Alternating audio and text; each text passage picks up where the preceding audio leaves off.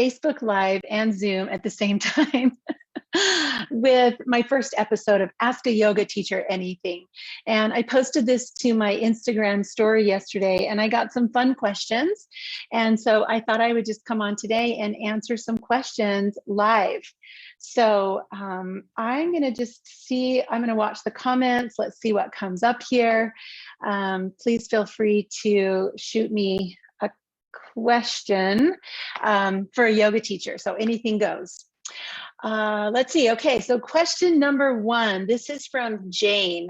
I thought this was so hilarious. What is the benefit of goat yoga?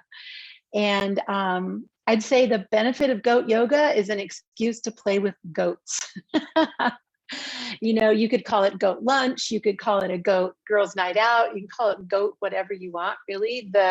I think the fun of playing with goats and letting baby goats crawl all over you and poop and pee on you is the allure. We do live in a place and time where all you have to do is put the word yoga in front of anything else, and there you have it. It sells. Really, the greatest benefit of goat yoga is being able to just be with people outside and enjoy those adorable baby animals. Yeah, there's not much yoga that goes on in goat yoga. Stacy asked a fun question. Where did you take your first yoga class? My first yoga class was with an amazing teacher named Charlotte Bell. She's here in Salt Lake City, Utah, still teaching. She's a mentor to so many yogis here. And she used to work for me at Anatomy Academy. I owned a health club years ago. And she was one of our teachers there. And this was, I want to say I was maybe 30 years old. And she invited me to come to a workshop that she was offering with Donna Farhi. And now that's a very well-known name to me, but then it wasn't. I didn't know anything about yoga. I was a fitness person, and I went ahead and did this workshop, and it was hilarious to me. It was the funniest thing. Like, it was a room full of people that were all speaking this foreign language. It was very woo-woo, like they all understood this yoga thing, and I understood fitness, and that was it. And so at one point in time, we were actually crawling on our hands and knees, literally crawling on our hands and knees. She was trying to teach us to kind of like reprogram the way we learn to move on our hands and knees. So I thought that was really ridiculous. And now I totally get it. I had 3 boys after that point who never crawled. They never crawled because their heads were so big that for them to lean forward, they couldn't crawl. So they would sit upright and do the little butt scoot thing. So I really understand where crawling has its place. But back then, I just thought yoga was weird. I did it because I trusted Charlotte and I was a little bit curious, but it took me another 10 or so years to pick it back up. Hello, Gail, and hi, Angela. Great, you guys are here. Gail has a question. Do you see Yoga Forward carrying on after you are retired? So that's a great question. What would first have to happen is I would have to retire, and I have no plans to retire. I'm almost 60. I'm just hitting my stride. Yoga Forward is in its infancy. We have so much work to do. So I envision Yoga Forward only growing in the next 10 or 20 years. I would love to do what I'm doing for the rest of this life. As long as I'm taking breath, I hope to help others take breaths better. So after that, after another 40 or so years of this, I hope that it carries on. The people that are working with me now are younger than me. So great question. Yes, ma'am. Okay, next question came in. John said, and I believe it was sarcasm, but John said, why should I try yoga?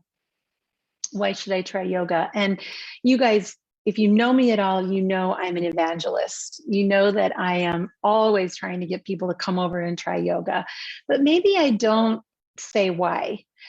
I think what's behind this is I know who John is. John is a fitness person and he's very fit. He's super strong and he does stretch at the end of every workout. I watch him. When I used to work with him in the gym, I would watch him stretch. So, John, I would say to you that yoga is different than what you're doing as you stretch after your workouts. You're doing that for flexibility and for muscle relaxation. In yoga, we use stretches. If I'm really honest, flexibility is a little part of it, but we use stretches to give our mind something to do and to open up spaces in the body where breath doesn't flow freely. And in doing that, we connect our mind and our body and we get into this more calm, centered place. So yes, flexibility is a factor here, but it's a small factor. It's more about life flexibility, right? Being centered, being calm, listening to our bodies, being attuned to what's happening around us right now. So that's why I think you should try yoga. If you are interested in improving your relationships, being a better dad, a better partner, a better employee or friend, you are better at that when you are centered and calm. I think that's maybe the best reason to try yoga. Jana asked, what is one of the best things you get from yoga? And I read that as personally for me. I think it ties back to John's question. What I get from yoga, I just took a class this morning from my friend Whitney. I leave my yoga mat better than when I step onto my yoga mat. And this morning, as Whitney was starting her class, I was running through, I had a couple of urgent messages that came in after I taught my class, and my watch was buzzing on my arm, and like I was in that space like, I really don't have time for this. But I put it all aside and I took a deep breath and exhaled. And for the next hour, I got to be in my body and on this oasis of my mat. And in doing that, I left my mat more calm, more centered, more present. Those messages were still there, and there's no urgency. Like in my life, I'm not a brain surgeon. Like if things can wait 1 hour, things can wait an hour. And they did. And then I was able to sit on the couch outside of the class, answer a few urgent questions, and then get on with my day. But that's what I get from yoga. I leave a practice better than it found me. The second part to Jana's question, what has yoga taken from you? That's so good. What has yoga taken from me? Impatience, intolerance, meanness, most of my judgmentalism, most of my critical nature. I'm a doer and a goer, and I tend to be hard on the people around me who aren't in the fast lane. And yoga has really helped me be less that way, more accepting, more understanding, more compassionate. But yeah, it's taken away a lot of those kind of hard edges, I would say.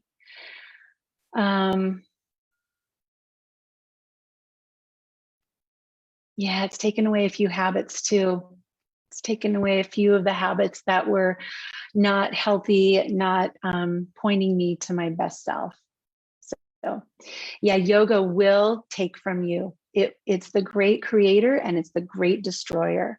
And whatever is happening in your life that is making you not your true self, your best self, you can bank on yoga clearing that out for you. The more time you're on your mat, it's inevitable. You'll get more of the good parts of you, and you'll get rid of the pieces that aren't true or real you.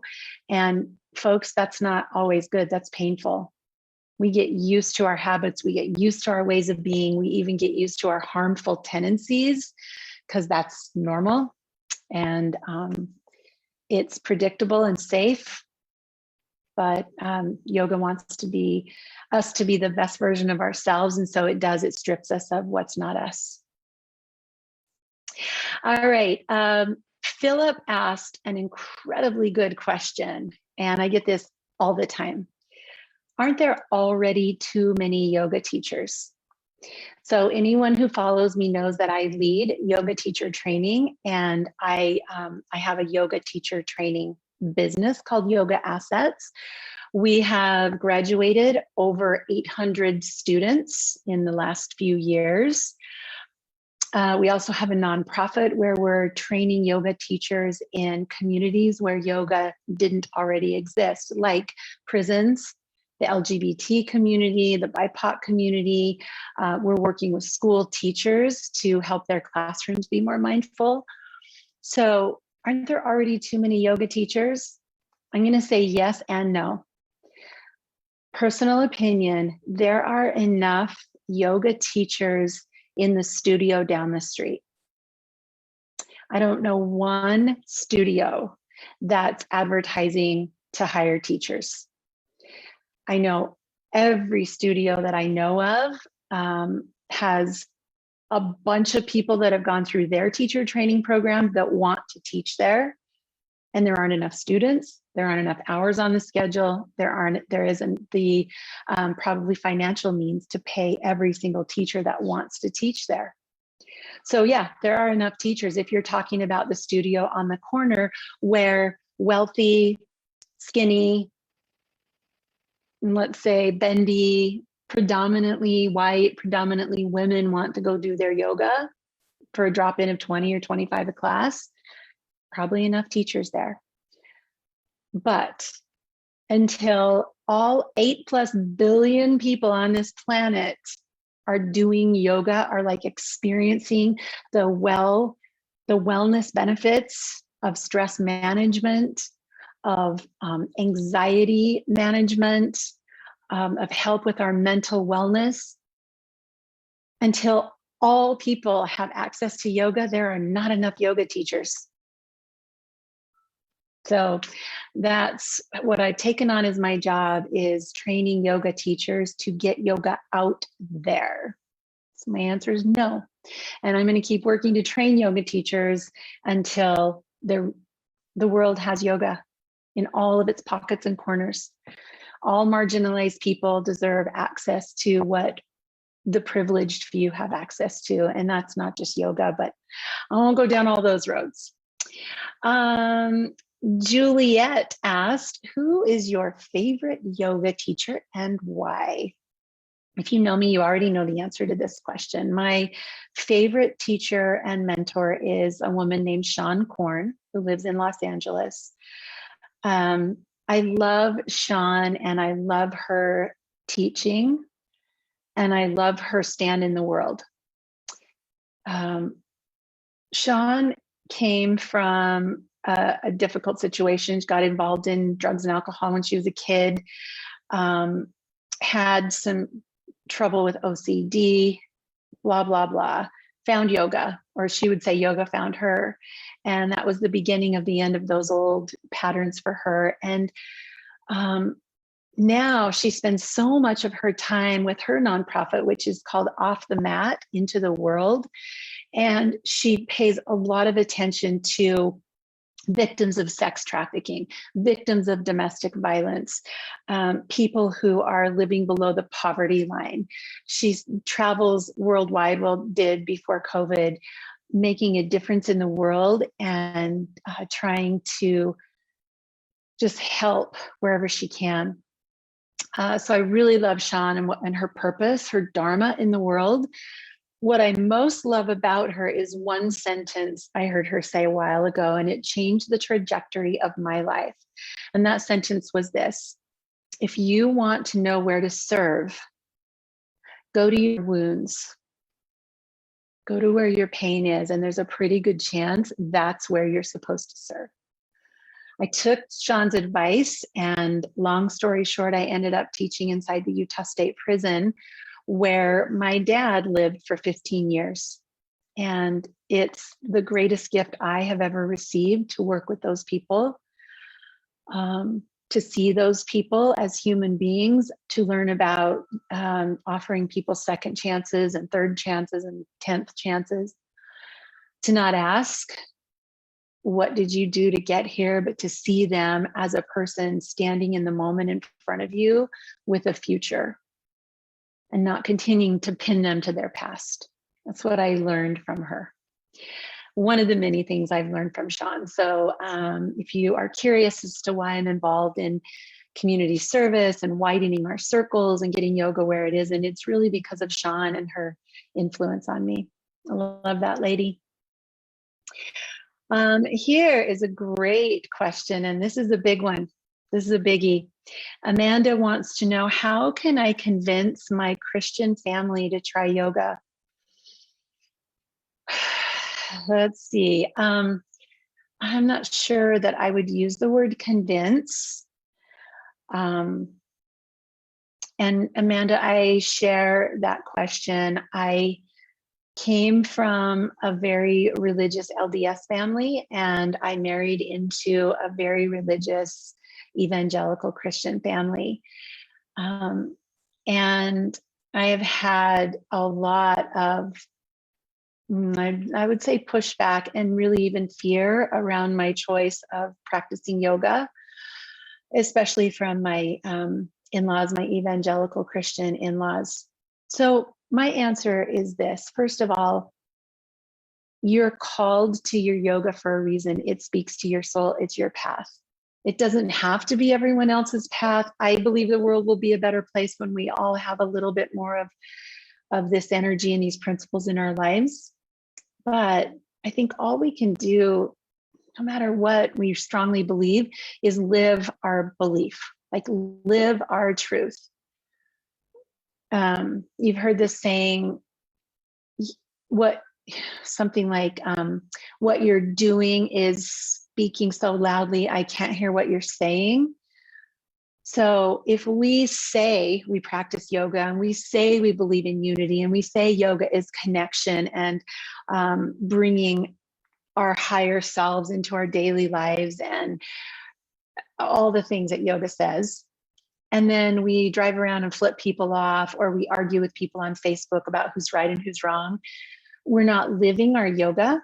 And so the people in our lives are going to say, well, that seems kind of contradictory. I'm not interested in that. To me, it's very much like if someone says they're a Christian, I watch them. And if they act loving and compassionate and kind and are gracious and forgiving, then I go, yeah, there's something that spiritual path is really in them. That's truth. But if someone says they're that and then act like something else, it's easy to just discredit. So Amanda, live your yoga. Live your yoga. Live the yamas and niyamas, the do's and the don'ts. Get on your mat every day and commit to your sadhana, your personal practice. And if you do that, the chances are better that the people around will look at you and say, I want some of what she has. I don't think it's our job to convince anyone, but we can share in little bite-sized pieces yoga in different languages, meaning, how would you like to manage your stress? I have a way to help you breathe better. For example, I have a relative, I know you've had COVID and you've got some long-term effects on your lungs. Let me give you some breathing practices that you can do that might help. I know you have a hard time sleeping at night. Can I give you a meditation? Yeah, April says I'll have what she's having. That's exactly it, right? When we see people who are centered and peaceful and happy and joyful and well, you can't help but go, yeah, I'll have what she's having. I want what April has. So Amanda, I hope that answered your question. I know it's vague, but I don't think we can convince people. I think we just live our truth. Coming close to the end of my questions, Bill wants to know, and Bill has been in a lot of my classes, what are the benefits of virtual yoga versus live yoga? It's been so interesting. I don't think I'll ever stop teaching virtual yoga now, or at least until something else comes along. But I love the convenience of walking out to this little room that we've made off my garage, flipping on a camera. My students show up. They don't even have to brush their teeth. Their dog can be crawling on their mat. It takes away a lot of the excuses that people have for having to drive somewhere, or having to pay money for a health club membership, or wear the right clothes, or look a certain way. What if the kids are sick and you can't leave the house? What if you are waiting for an important phone call and you don't want to keep your phone on during yoga? And there's so many benefits to the convenience of yoga at home. So I don't think it's going anywhere, and I'm going to keep doing it as long as I have students that see the benefit. I do teach one yoga class a week live at the tennis club close to where I live, and I love it. I love connecting with people, but it's different now. It's there's a hesitancy to do hands-on assist. You don't know if you can hug people or touch people, and do we need 6 feet? Are we back to masks? Are you vaccinated? Are you not? Like, there's still a lot of unanswered questions, and we still don't have a strong social protocol because things keep changing. So I think the safest and best are these virtual classes that we found, and I'm going to stay here until we'll see. Christine, my friend from our class, April, our class at Los Altos. Christine wanted to know, what class moment stands out for you? And April's on, so I'll just say one of the things that really stood out for me is this gorgeous graduation that we had in Los Altos, California, around a swimming pool. And it just stands out as just one of the most beautiful yoga teacher training moments that I had. Recently, though, I'll share this one. We did a one-day training for a bunch of junior high kids. And one of the things we do in our teacher training is we help people develop this declaration. What are you a stand for? What are you a stand for? And we helped 30 7th and 8th graders create their stand. And at the end of the day, we went around the circle and every kid got to say what they stand for. I was bawling my eyes out. It was the most touching, beautiful, just declaration of values and passion from these little people that have had the hardest year. And they were going back into a school year that following Monday with so much strength and courage and passion and excitement. I loved that moment, just to hear these young people say, I am a stand for equality. I am a stand for powerful messages through music. I am a stand for making the world more colorful through sharing art. I wanted to stay in that circle forever. It was so cool. So that, Christine, thanks for letting me walk back to that. That was really a standout moment in yoga moment.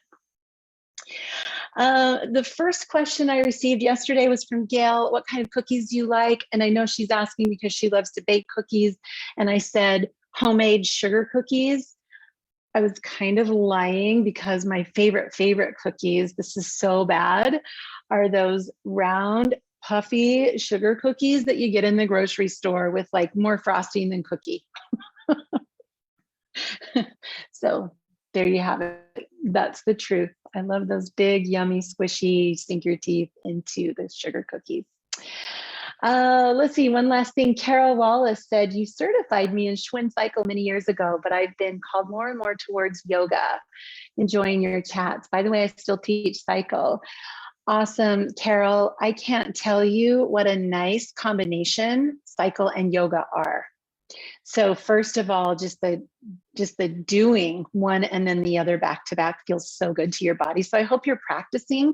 I hope you're doing a little yoga when you get off your bike. But you as a cycle teacher will be an automatic overnight good yoga teacher because you already know how to connect people in the room. You know how to excite a room and like bring energy up, and you know how to bring the energy back down. You understand physiology and anatomy because you took our amazing Schwinn course. So I would say go for it, Carol. Lean in, add yoga teaching to your cycle teaching. It's a really nice fit. And Gail said, "You mean the ones with pink frosting?" Yes, or green frosting when it's St. Patrick's Day, or yellow frosting when it's Easter, but they always taste the same and they have little sprinkles. Okay, that is it. That is Ask a Yoga Teacher Any Question. I have been teaching yoga now for 20 years. I have over 12,000 hours of teaching experience. So I always honor questions. I love questions that come through on social media or my personal contact places. But I thought I'd open this up to I thought that would be fun. So ask me anything. Have an amazing day. Love you all. Thanks for watching. See you next time.